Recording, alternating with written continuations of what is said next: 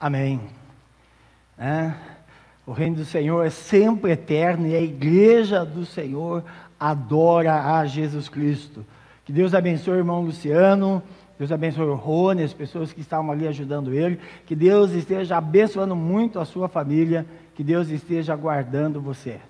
Irmãos, e nesse momento eu quero convidar você para nós orarmos a Deus, agradecer a Deus pelas pessoas que contribuem, pelas pessoas que enviam os seus dízimos, que Deus esteja abençoando a vida dos seus filhos, que continuam mantendo aqui, todos os cursos da igreja ainda, porque continua, que Deus continue abençoando os nossos irmãos, que Deus continue ajudando eles, que Deus esteja fortalecendo, que as bênçãos do Senhor estejam sobre a vida de cada um deles, sobre a sua vida. E que o Senhor também fale conosco através da palavra, que o Senhor use a palavra dele, que é santa, que é poderosa, para mudar ainda mais as nossas vidas, para transformar ainda mais as nossas vidas, para que nós possamos adorar a Deus, com um espírito mesmo quebrantado diante do Senhor, uma vida reta diante do nosso Deus. Quero convidar você para orar comigo neste momento. Senhor Deus, nós te agradecemos, Senhor,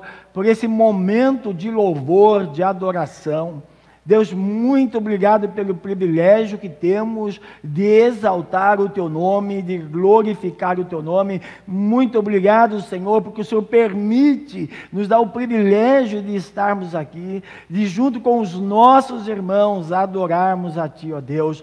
Muito obrigado, Senhor, porque o Senhor falou ao nosso coração através destas músicas. E agora, Deus, pedimos que o Senhor continue falando aos nossos corações através da Tua palavra.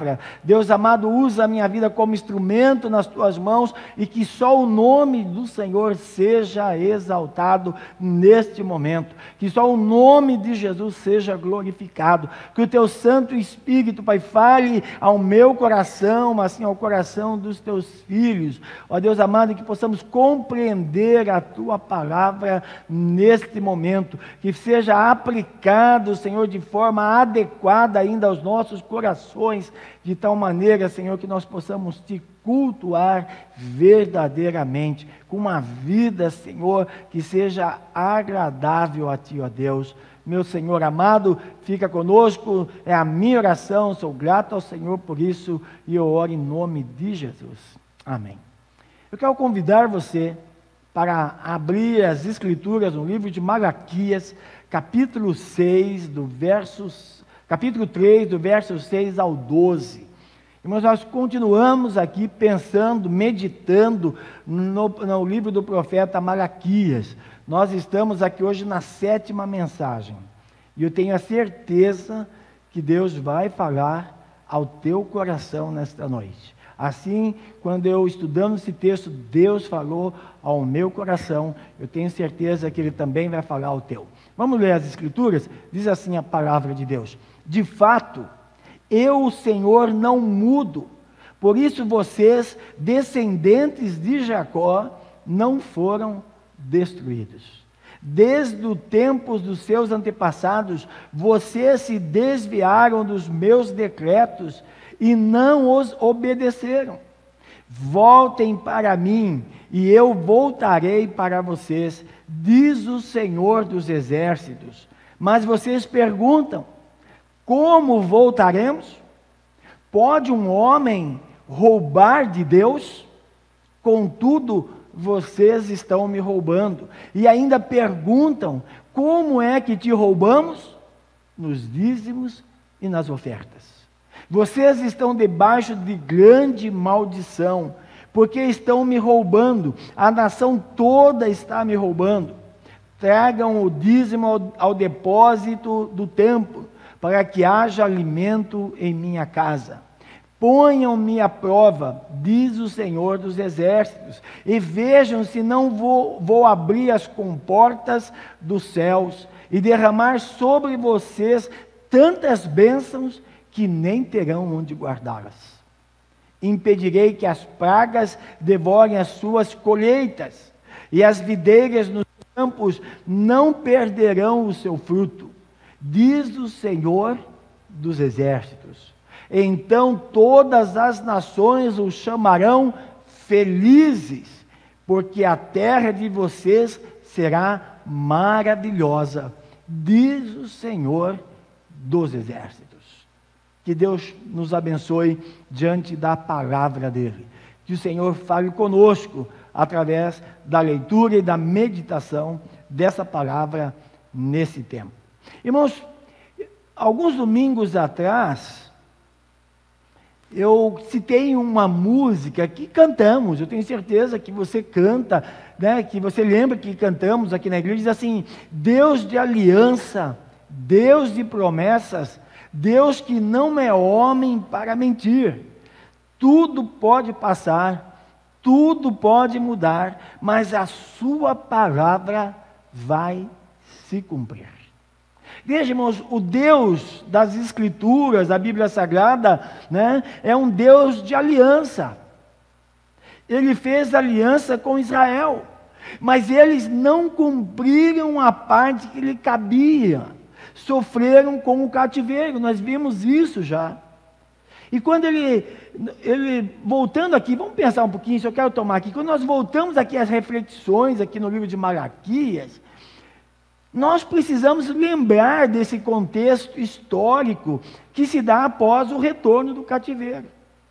Nós precisamos lembrar sobre isso, porque muitas vezes nós vemos, caímos no Malaquias capítulo 3, e nós ouvimos tantas coisas por aí, que algumas pessoas ficam até revoltadas por causa desse texto que nós lemos hoje, mas é dentro de um contexto que Deus está dizendo àquele povo, e nós precisamos prestar atenção sobre isso, né? Sobre tudo que nós já ouvimos até aqui. Veja, mas a situação do povo naquele período não era boa. Não era boa. A prosperidade que eles tiveram após o retorno do cativeiro, né, se você lembra, aí, motivado por Esdras, motivado por Neemias, dois grandes nomes aí de Israel, né, agora não estava acontecendo.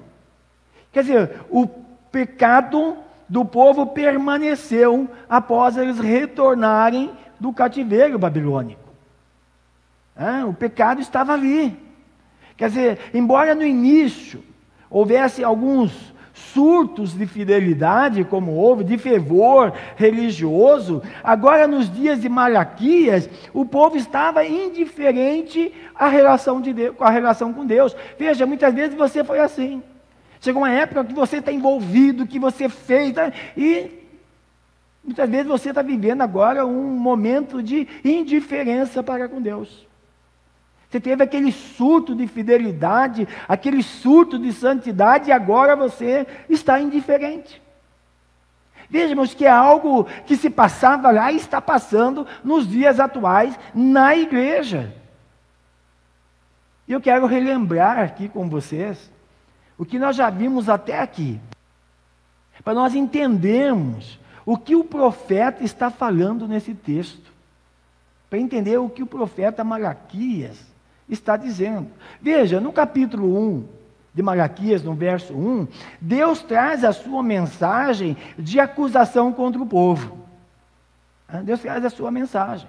Aí do verso 2 até o verso 5 do capítulo 1, o povo é indiferente ao grande amor de Deus por ele. O povo é indiferente. Não é muito diferente dos dias de hoje. Aí do verso 6 até o verso 14 do capítulo 1, né, o povo mostra um descaso com a santidade, com a grandeza de Deus, e eles oferecem a Deus um culto desprezível. Oferece a Deus um culto desprezível.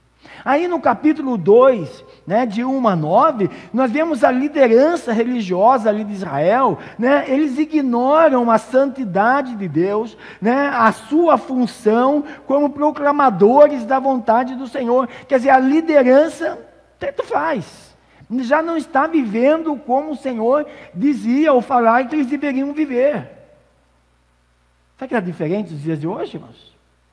Aí do capítulo 2, do verso 10 ao 16, o povo é acusado de romper as suas alianças, né, a aliança de casamento, que simbolizava também uma quebra da sua aliança com Deus. Aí Deus vai dizer, olha, o meu povo, os homens estão casando com mulheres estranhas, quer dizer, vai adorar deuses estranhos, né, começaram a se divorciarem. Certo? Está diferente dos dias de hoje? Aí no verso 17 de Malaquias 2, o povo duvida do caráter justo de Deus. Ele vai perguntar: onde está a justiça? Aqueles que praticam a injustiça parece que vai melhor do que nós. Eles duvidam agora, começam a duvidar do caráter justo de Deus, da justiça de Deus. Será que está diferente dos dias de hoje?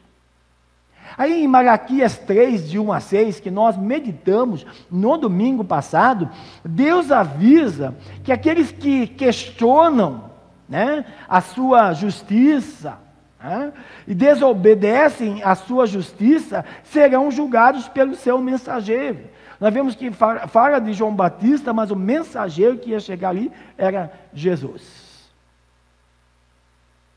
E agora serão julgados por ele. E hoje, de 7 a 12, o povo, irmãos, é acusado de religiosidade e falsidade. E apenas o arrependimento trará de novo as bênçãos de Deus. Veja, irmãos, há uma crise moral no povo de Israel. Há uma crise política, há uma crise financeira, há uma crise religiosa. Veja, irmãos, esse cenário, você olha para os nossos tempos, é igual. É igual o cenário.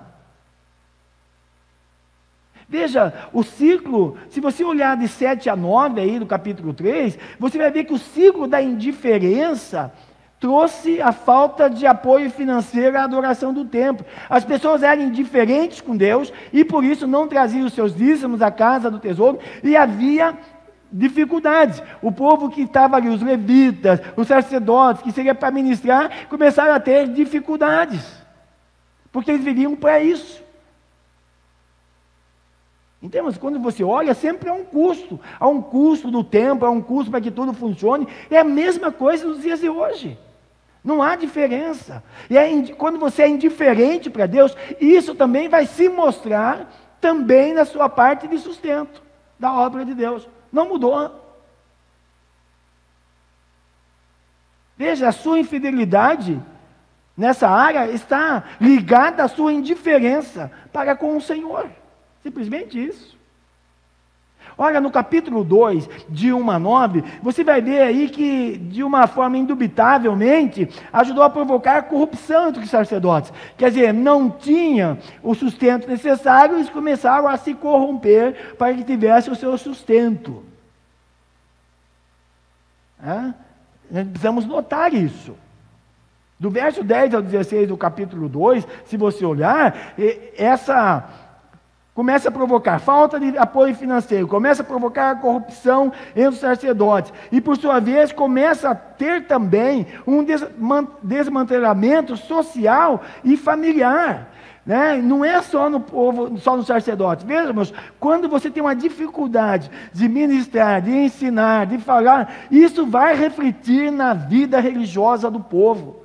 O que estava vendo naquele momento? Um aumento de divórcio, casamentos mistos, desavenças familiares. Você vai lá no capítulo 4 e 6, você vai ver que há choques de geração. Nós precisamos fazer toda essa ligação no livro de Malaquias. Não podemos pegar um capítulo isolado. Tudo que Malaquias agora está falando no capítulo 3 é consequência de uma vida longe de Deus, uma vida de desprezo pelas coisas de Deus, de desprezo pela santidade, pela justiça de Deus. Veja, irmãos, isso reflete também quando você apoia ou não a obra de Deus, os seus dízimos e ofertas. O texto está mostrando isso. Veja, irmãos, o texto que lemos, né, ele marca aqui a quinta disputa entre Deus e o povo de Israel. E mais uma vez aqui Deus acusa o povo de brincar de religião. Eles estavam tão indiferentes à vontade de Deus quanto os antepassados deles. Mas Deus os convida ao arrependimento. Deus os convida ao arrependimento. E eu quero convidar você para olhar comigo aqui o que esse texto nos ensina mais sobre isso. Veja o verso 6. De fato, eu, o Senhor, não mudo. Por isso vocês, descendentes de Jacó, não foram destruídos. Veja, o texto está falando da imutabilidade e misericórdia, né? Que isso faz parte do caráter de Deus. Deus não muda e é um Deus misericordioso. Veja, irmãos, os pecados de Israel não eram novos. Os pecados que acontecem hoje dentro da igreja, que acontecem no mundo, não são pecados novos. Não são. Se você olhar o verso 7, ele afirma que os pecados do povo, né, de hoje é o mesmo pecado do povo de ontem. Quer dizer, o que vocês estão fazendo hoje, seus antepassados também fizeram. Irmão, se nós olharmos para os capítulos anteriores, que eu já citei aqui, nós vamos lembrar que Deus estava cansado de ver seu povo pecando tanto. Deus estava cansado de ver o povo dele, se afundando no pecado. Mas Deus está cansado de ver a igreja do Senhor praticando cada dia mais o pecado,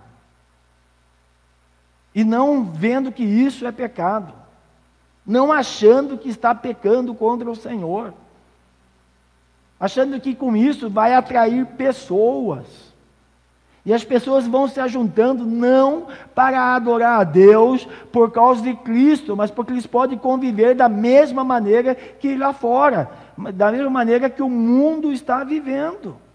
Quer dizer, se nós olharmos para os capítulos anteriores, você vai enxergar isso. Eles eram uma nação escolhida, o qual Deus fizera uma aliança, um acordo com eles, mas o povo não cumpre a parte do acordo ao longo ali da história. Veja, irmãos, Deus fez uma aliança conosco em Cristo, nos salvou tudo. A grande questão é, estamos cumprindo a nossa parte nesta aliança? Essa geração anterior ali do povo de Israel havia se tornado idólatra e acabou punido com o cativeiro babilônico. A geração de agora, né, já de novo ali nas suas terras, voltaram do cativeiro, né, mas não mudaram a sua opinião contra o pecado. Veja, irmãos, isso é muito comum na igreja de hoje. A pessoa tinha um comportamento quando estava no mundo, e quando se converte, continua com o mesmo pensamento em relação ao pecado que cometia. Não há mudança. Até coloquei um post no meu perfil, né, de Spurgeon, dizendo: se a graça não modifica a minha vida, ela também não pode me salvar. Essa é uma das questões. Esse é um problema nos dias de hoje. Quer dizer, nem mesmo o sofrimento os fez mudar de opinião contra o pecado. Talvez a pessoa está sofrendo por atitudes, por atos, né, por decisões que pecaram, e ela está sofrendo por aquilo, e ela não muda a sua atitude em relação ao pecado. Ela continua. Ela continua vivendo como se nada tivesse acontecido. Quer dizer, quando você olha para o texto, você vai ver que toda aliança, todo contrato prevê ações, benefícios para ambos os lados. E Deus fez a parte dele. Israel não estava fazendo a sua. Deus fez a parte dele na sua vida. E a pergunta é: você está fazendo a sua? Então, irmãos, por que eles não foram destruídos? A grande pergunta também é esta. Por que eles não foram destruídos? Porque Deus não muda. Porque Deus não mudou. A imutabilidade de Deus, irmãos, faz parte do seu caráter. Isso é uma doutrina bíblica, eu diria assim, maravilhosa, que nos dá segurança. Às vezes eu ouço igrejas dizendo: cada pastor tem um jeito. A gente muitas vezes usa isso, até como pastor. Mas deixa eu dizer algo aqui.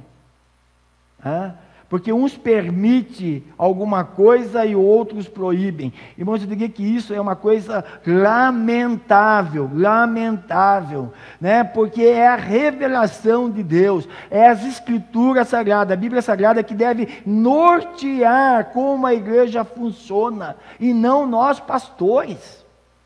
É a Bíblia Sagrada que tem que dizer como é que deve ser a sua vida, a minha vida, como deve ser a vida da igreja. É as Escrituras. Não é aquilo que eu acho ou aquilo que eu não acho, aquilo que eu acho que é pecado e aquilo que eu não acho que é pecado. Não é o que as Escrituras diz. Por isso, irmãos, Deus não muda. Deus não muda. A sua palavra vai se cumprir. Lembra isso quando você cantar esse cântico, essa música. Você está cantando que a palavra de Deus não muda, isso é uma grande verdade, Deus não muda. Quer dizer, se nós seguirmos a sua palavra fielmente, nós não ficaremos confusos. Se nós seguirmos a palavra de Deus, nós não vamos ficar atrás de querer saber, isso é permitido, isso não é permitido. É o que a palavra de Deus diz. É o que a palavra do Senhor diz que nós devemos fazer como igreja de Cristo. Você não vai ficar confuso. Veja, irmãos, essa imutabilidade de Deus, isso garante que a parte que cabe a Deus nas suas alianças serão cumpridas a todo custo.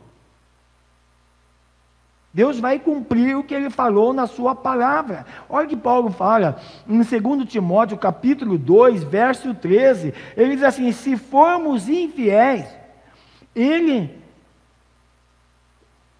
permanece fiel, pois não pode negar-se a si mesmo. Veja, irmãos, Deus não vai mudar porque você mudou. Ele vai fazer a parte dele. A grande questão é nós. Mas que aliança é esta? Para Israel, né? A aliança, irmãos, é aquela feita com Moisés lá no Monte Sinai, que incluiu obediência aos mandamentos e leis.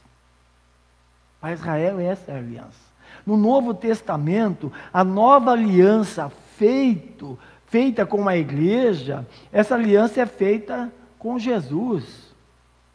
A sua morte e ressurreição, a obediência aos seus mandamentos, isso inclui os mandamentos do Antigo Testamento. Agora, essa aliança é feita com Jesus. Saber que Deus não muda nos dá ainda uma garantia, irmãos, doutrinária.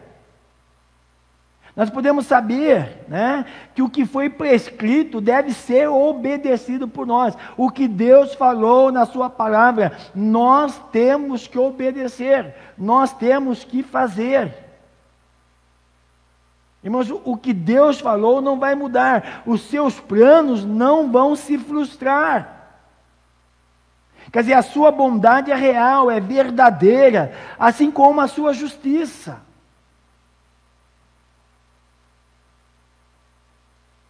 Todo salvo será abençoado. Assim, todo pecado será punido. Isso está nas Escrituras. Deus cumprirá as suas promessas, mas também punirá todo pecado. Veja, irmãos, é o fato de Deus não mudar, de manter firme a sua misericórdia, essa é a razão por Ele nos dá a oportunidade de arrependimento.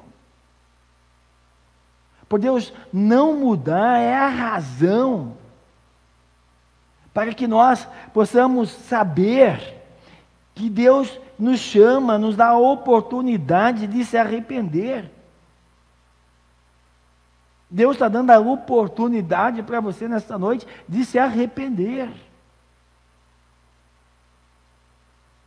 Então, Deus não muda.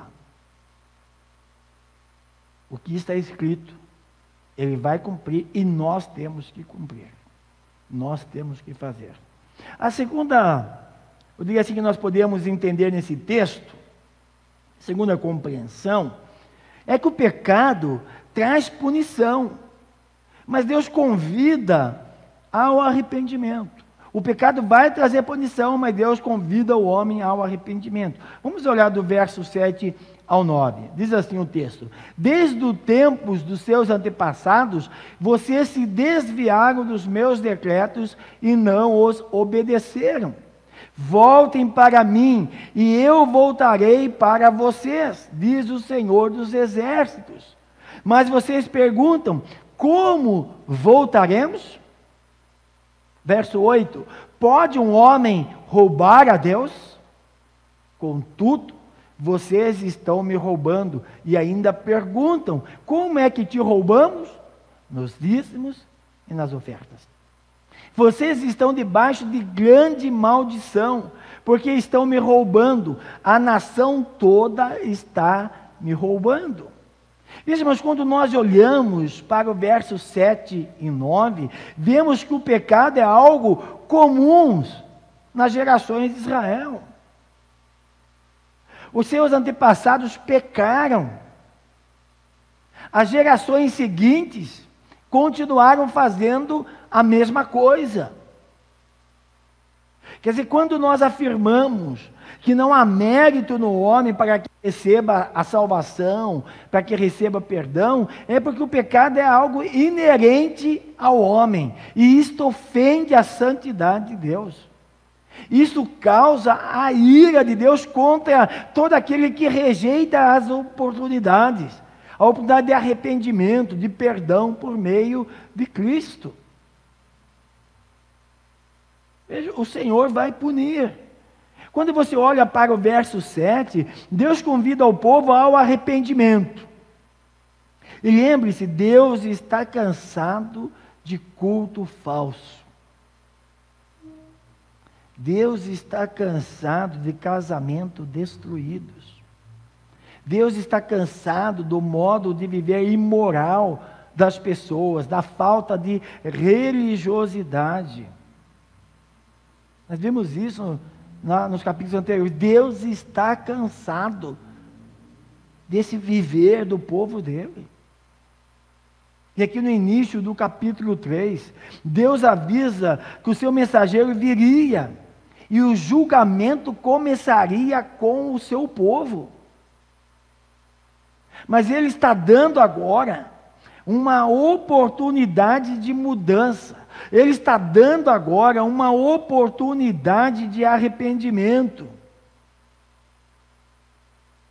Mas quando você olha, o povo nem sequer reconhece o seu pecado.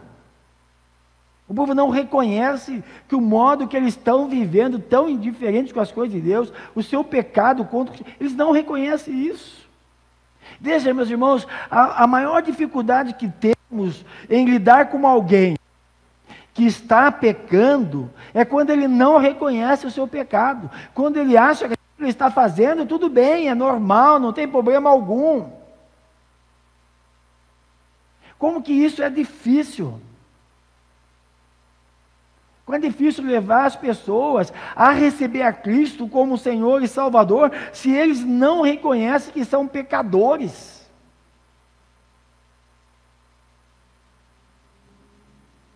Irmãos, como voltaremos para o Senhor?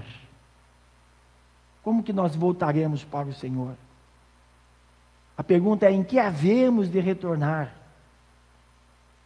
Por que fazer isso, irmãos? Sabe, não tem nada de errado conosco, por que eu tenho que me arrepender? Essa muitas vezes é a resposta do povo de Deus. Eu não estou fazendo nada de errado. Por que eu tenho que me arrepender? Deus então aqui afirma que eles roubavam a Deus nos dízimos e nas ofertas. Algumas versões dizem assim, ofertas alçadas, ou seja, ofertas prometidas. Veja, irmãos, a acusação de Deus é que eles não entregavam os dízimos todos. Veja que a palavra dízimo é uma palavra, que se diz a 10ª parte. Eu diria que há uma controvérsia aqui sobre os dízimos nos dias atuais. Mas sabe que a gente nota que a maior parte das pessoas que reclamam desse assunto de dízimo nas Escrituras são aquelas que não desejam contribuir. Aquelas que falam contra essa contribuição são aquelas que não desejam contribuir com as coisas de Deus. Porque aqueles que são dizimistas fiéis, não há problema algum com eles. Sempre são das pessoas que estão indiferentes.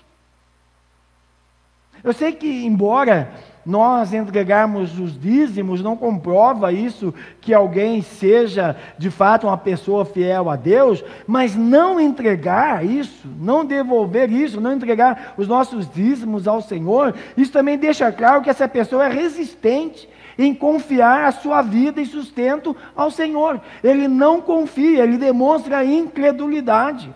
Não adianta você dizer o quanto você crê em Deus, mas por esse ato você demonstra que você não crê. Por esse ato você demonstra que você tem dúvidas que realmente o Senhor vai cuidar de você. Você demonstra isso. Veja, irmão, nos tempos de Malaquias, a crise financeira havia se alastrado. Agora você vê as pragas comendo as lavouras. E entre essas pragas, irmãos, era o gafanhoto chamado de o devorador. Eles plantavam muito e colhiam pouco. Quer dizer, sem muito lucro, né? A tendência de muitos é não contribuir com o sustento do templo. Ou quando eles faziam isso, quando eles levavam os seus dízimos, eles retiam uma parte do valor. Quer dizer, eles pareciam ser fiel, mas não eram. Nós não ficamos controlando se aquela pessoa está fazendo de forma fiel ou não, mas isso não cabe a nós. Mas Deus sabe se você está sendo fiel ou não. As pessoas achavam que mesmo levando lá no templo, retendo parte, nós vamos ver isso no Novo Testamento também, mas eles estavam ali de fato, eles roubavam a porcentagem determinada pela lei. E você precisa lembrar que dízimo não é iniciado na lei, ele começa lá com Abraão, a Melquisedeque, sacerdócio de Sião, o Deus Altíssimo. Veja, quando você faz isso achando que você está enganando as pessoas, a sua liderança, meu querido, você não está enganando a liderança. Você está querendo enganar a Deus. Para muitos, irmãos, além dos valores em dinheiro, estava em jogo também a santidade e a fidelidade daquele que contribuía. Quer dizer, estava ali em jogo a santidade deles também, que é reter consigo, para você parte do que era determinado a ser entregue a Deus, era roubar o Senhor. É isso que Deus está dizendo. Muitas pessoas deixam de trazer, mas muitas pessoas levavam seus dízimos, mas roubavam parte deles, não eram fiéis. Não eram fiéis. E isso, o resultado ali do livro de Malaquias, era a maldição. Deus está explicando que as coisas não melhoravam porque eles não confiavam suas vidas ao Senhor. Quer dizer, quando eu roubo ao Senhor, nesse sentido, que eu não sou fiéis nos meus dízimos, né, naquilo que eu devo entregar, é porque eu não confio que o Senhor pode realmente, né, prover a minha vida. Eu não confio que o Senhor vai fazer isso. Então eu tenho que reter alguma coisa, porque isso vai me faltar. E é interessante, quando você olha por esse ângulo, que eles acreditavam que era o seu trabalho, o seu dinheiro que o sustentavam. Irmãos, isso muitas vezes corre nos nossos pensamentos. Nós achamos ainda que é o nosso trabalho, o nosso dinheiro, as horas extras que nós fazemos, é isso que vai prosperar a nossa vida. Irmãos, se Deus não prosperar, se Deus não abençoar você, não importa o que você ganha.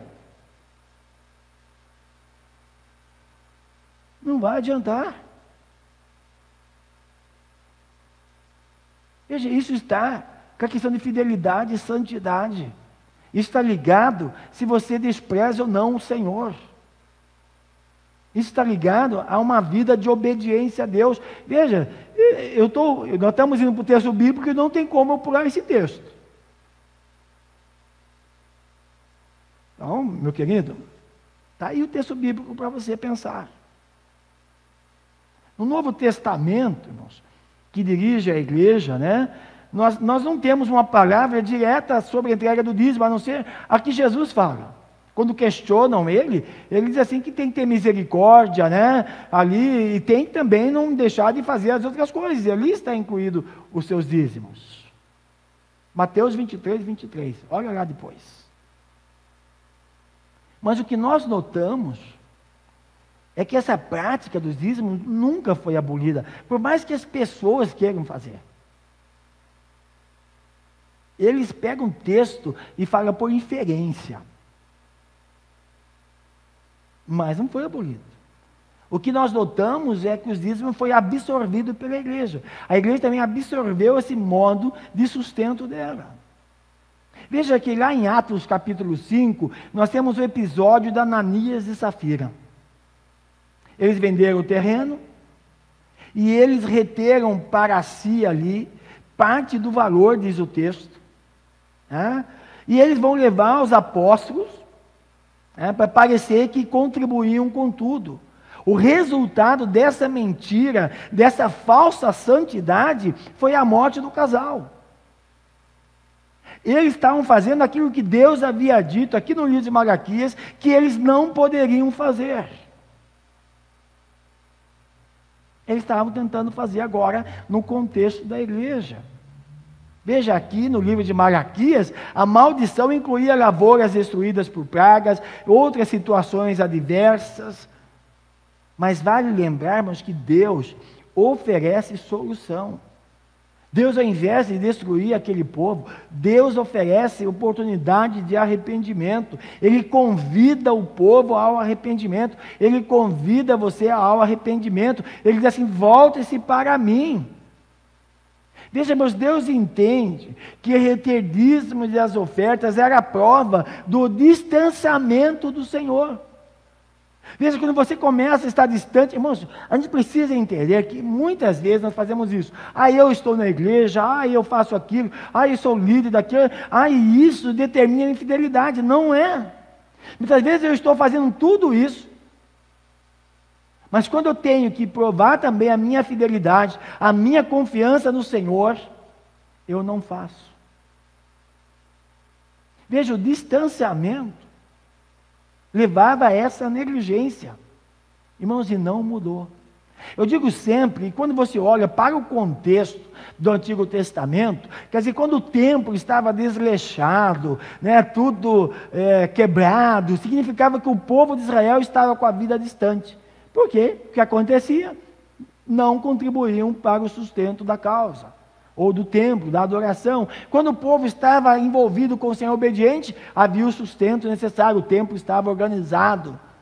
Irmãos, isso não mudou também na igreja de hoje. Eu não estou dizendo que você precisa ter uma catedral, uma igreja, não. Mas quando você tem uma grande dificuldade de fazer que as coisas funcionem na igreja do Senhor, o sustento dela, isso também é um reflexo da vida do povo. É um reflexo. Veja, não mudou. Mas sabe, irmãos, quando eu olho esse texto, eu vejo um Deus amoroso. Um Deus que odeia o pecado. Ele odeia aquele que rejeita a oportunidade de arrependimento.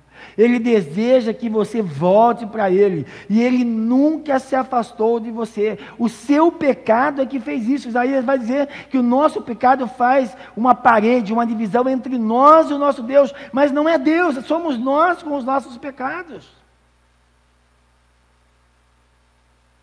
Mas eu vejo um Deus amoroso, um Deus que nos dá a oportunidade de nos arrepender.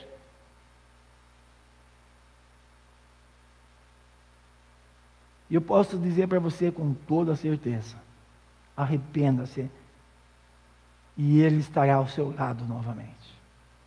Volte-se para o Senhor e Ele estará ao seu lado novamente. Deus dá uma chance a cada um de nós ao arrependimento.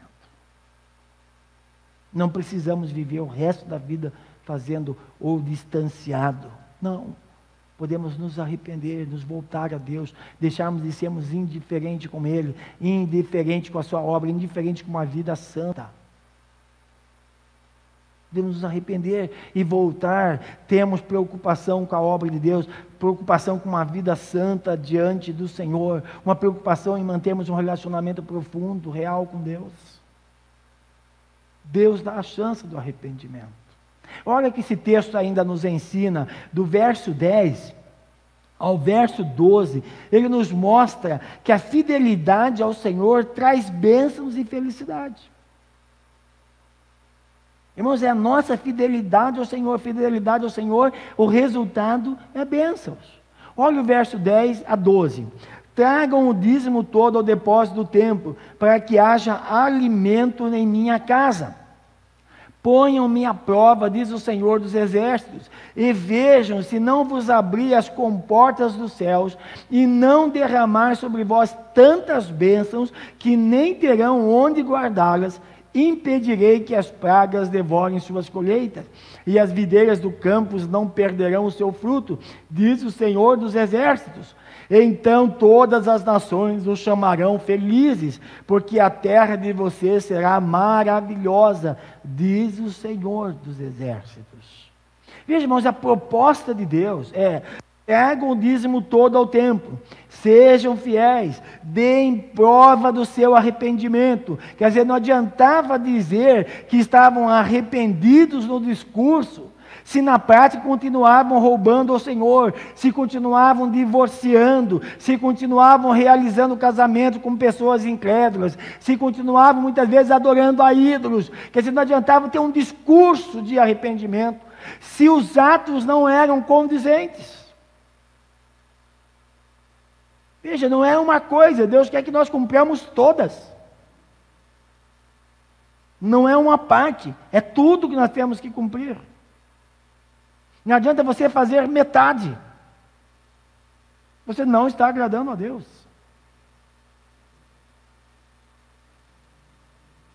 Irmãos, Deus queria, ainda que seus servos fiéis e leais, Deus quer que nós sejamos fiéis e leais. E ainda quer, né? Que nós sejamos fiéis e leais. Gente que não o troca por coisa alguma. Gente que não abre mão de Deus. Quer dizer, Cristo deve ser o nosso maior valor, a nossa riqueza. Tudo que precisamos tem que ser e deve ser Cristo. Portanto, irmãos, nós devemos confiar nossa vida a Ele. Confiar de fato. Não adianta você dizer que você depende dEle, mas na prática, você não faz isso. Irmãos, Deus convidou o seu povo a prová-lo. Quer dizer, se houvesse fidelidade dos dízimos, como prova de fidelidade do coração, veja, o seu coração precisa ser fiel ao Senhor. O dízimo é apenas uma forma de prova daquilo que realmente eu confio, que eu confio a minha vida ao Senhor, que eu confio que é Ele que me guarda, que me ajuda, que me sustenta, que me abençoa. Deus diz, bom, se vocês fizerem isso, eu vou abençoá-los. E nessa passagem, irmãos, isso indica que Deus faria com que os seus negócios voltassem a produzir. No verso 11, mostra que Deus impediria a ação das pragas, ou seja, lá do devorador, que era um gafanhoto. Irmãos, isso indica que a situação em que ele se encontrava, que aquele povo se encontrava de escassez, prejuízos, havia sido permitida por Deus. Veja, muitas vezes as pessoas, porque o devorador, porque o diabo. Irmãos, aqui era uma praga e Deus permitiu que isso acontecesse. E isso estava acontecendo para que o povo caísse em si, aquilo que estava fazendo, mas não, Deus teve que falar através do profeta. Muitas vezes essa palavra para você esta noite é para despertar o seu coração daquilo que Deus pode fazer por você, porque até agora, os momentos que você tem vivido, Deus tem tentado fazer com que você entenda que não é da forma que você está fazendo, tem que ser do jeito dele. E talvez você não percebeu. Talvez você está medindo a sua fidelidade por coisas, outras coisas que você faça, mas não é no todo. Não é no todo.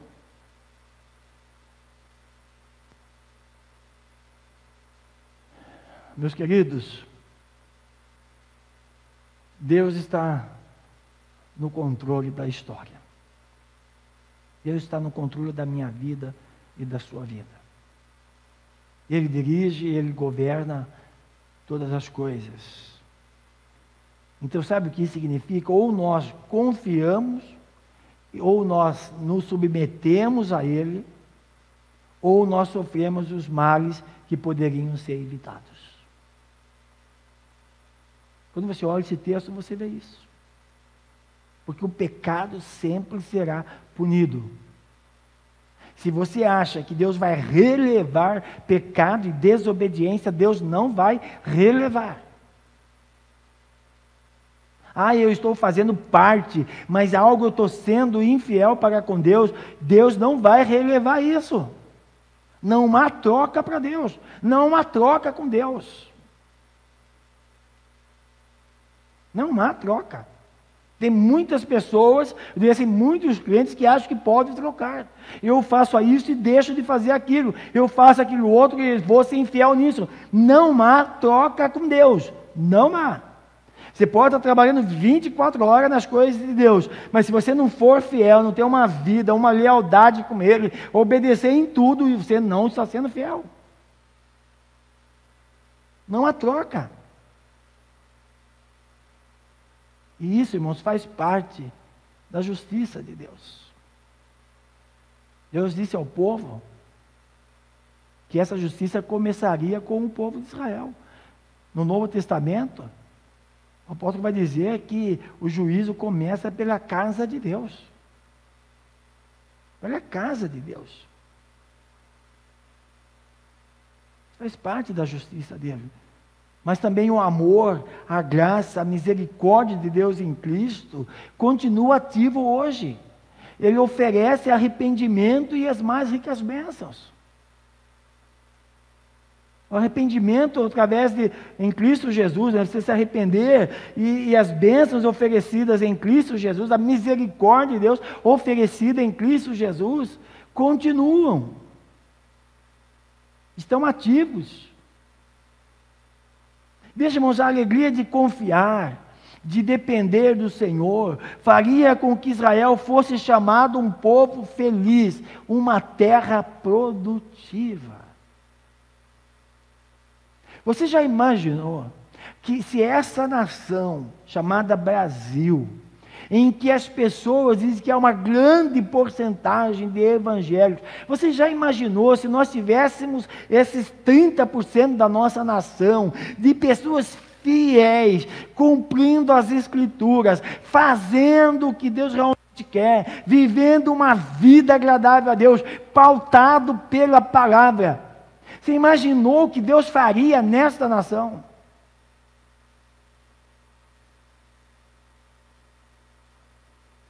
Imagine você, a sua casa, vivendo fiel ao Senhor em tudo, cumprindo a palavra, dando prova da sua fidelidade, da sua confiança, da sua dependência em Deus, o que Deus pode fazer na sua casa, ou através da sua família, ou na sua família.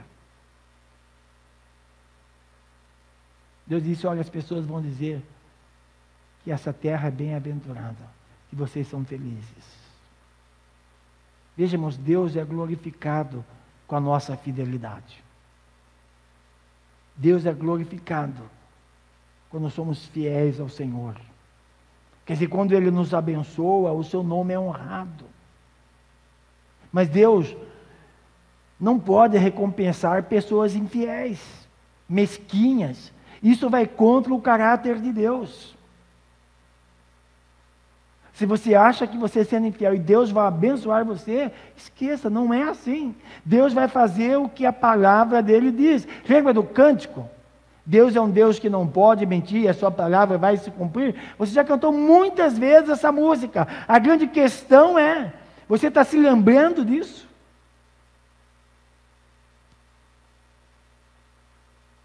Veja, irmãos, o convite continua de pé. Arrependa-se. Irmãos, a fidelidade ao Senhor, nosso Deus, traz bênçãos e felicidade. O conceito de felicidade, mas não é o conceito mundano. Não é o conceito mundano. Nós seremos completos, felizes no Senhor. Talvez você diga, pastor, mas eu passo tantas tribulações, mas somos felizes em Deus. Somos felizes em Deus. A nossa fidelidade ao Senhor traz bênçãos sobre as nossas vidas. Eu diria para você, creia na palavra de Deus. Deus não é homem para que minta, e a sua palavra vai se cumprir. Então precisa que eu e você façamos o que a palavra diz. Não é o que nós achamos. Não é o que as pessoas pensam, o que as pessoas falam. É o que a palavra de Deus diz. Porque Deus não muda, irmãos. Deus não muda. Ele continua misericordioso. Ele continua convidando o seu povo ao arrependimento. Ele continua convidando você, que talvez não conheça a Cristo, ao arrependimento. Ele continua nos convidando à fidelidade. Ele continua nos convidando a desfrutar das bênçãos dele. Ele continua convidando. Esse convite está de pé. E por meio de Cristo, irmãos, por meio do nosso Senhor Jesus Cristo, somos aceitos por Deus, somos declarados justos, ou seja, somos salvos. Mas somos também convocados ao arrependimento, somos convocados a cumprir a palavra do Senhor, que é de uma forma clara nas Escrituras. Se eu sou salvo por Cristo, se eu tenho a salvação em Cristo Jesus, eu tenho que viver como salvo. O profeta João, o apóstolo João, no capítulo da sua carta, ele fala isso. Eu devo andar como ele andou. Tem que ser parecido com ele.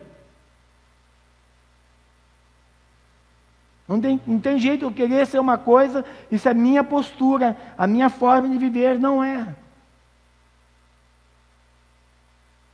Irmãos, Deus quer nos dar toda a felicidade. E as mãos do Senhor não estão encolhidas, diz o texto bíblico. Mas é o nosso pecado que nos afasta dele. A nossa felicidade é confiar em Cristo e depender dele. A nossa fidelidade está em Cristo. E depender dele. Eu sei que os dízimos e as ofertas não provam que você é fiel.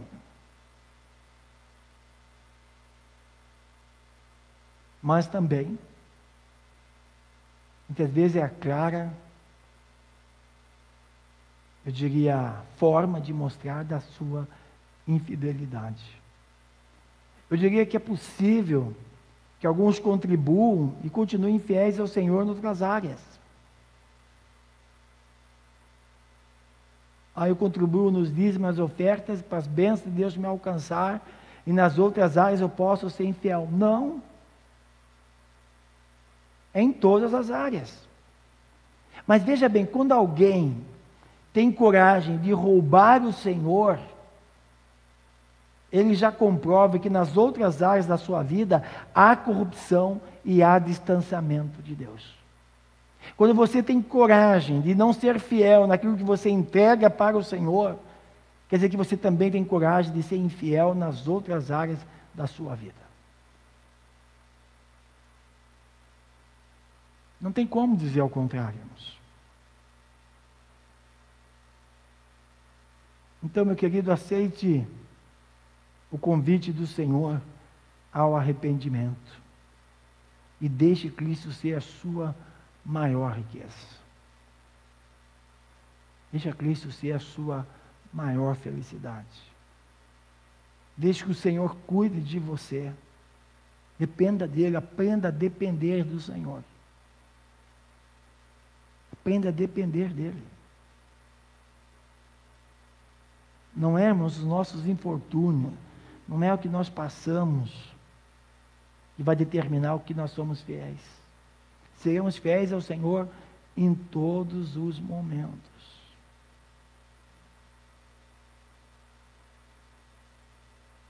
Então, a minha palavra, eu quero terminando aqui, quer dizer, seja fiel.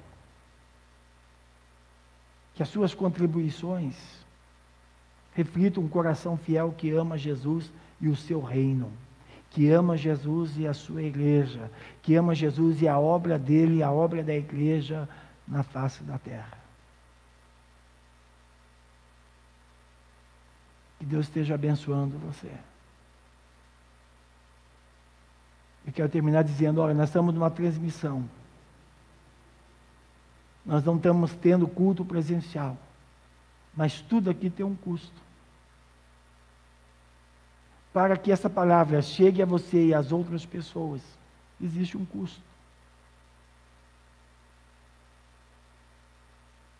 Mas se eu amo ao Senhor, se eu sou fiel ao Senhor, eu amo a obra dele.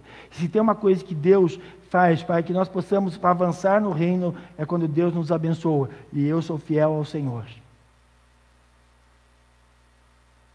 Eu faço com que essa obra ande mais. Em missões, diz assim, aquele que segura a corda, aquele que a mantém. Talvez você não chegue aos lugares que esse vídeo vai estar chegando, mas você mantém para que ele chegue. Que Deus abençoe você.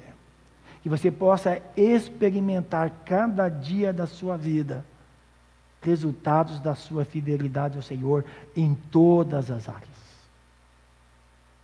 Em todas as áreas. Veja que esse texto fala dos dízimos, que nós estamos falando de outras ações, de outras maneiras que as pessoas estavam sendo infiéis, e Deus chega nessa parte aqui no capítulo 3. Veja, é um todo. A fidelidade nossa a Deus é no todo, não é em partes. Que Deus abençoe você. Que a sua vida seja toda fiel ao Senhor. Eu tenho certeza que Ele encherá você de bênçãos. Ele vai ajudar você. Ele vai cuidar de você. E você vai poder ver o sustento que só pode vir do Senhor em todos os momentos da sua vida. Que Deus te abençoe. Eu quero convidar você a orar. Se você nesse momento diz, Deus, eu ouvi a tua palavra, eu quero me arrepender. Eu quero deixar de fazer como eu estou fazendo. Eu quero ser fiel ao Senhor. Que você tome essa decisão. Que você ore aí. Eu tenho certeza que Deus vai ouvir a sua oração. Que você possa, como eu disse, em todos esses sermões que nós estamos pregando, que em tudo Deus possa estar trabalhando nas nossas vidas, para que nós possamos agradar a Deus em todas as áreas da nossa vida. Que nosso culto seja um culto aceito pelo Senhor.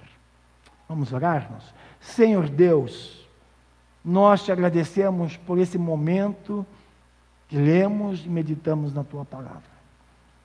Sabemos, Senhor, que vivemos tempos difíceis, mas sabemos que mesmo nesse tempo difíceis, o Senhor tem nos ajudado, o Senhor tem nos guardado, o Senhor tem nos sustentado, o Senhor tem nos provido nas nossas necessidades.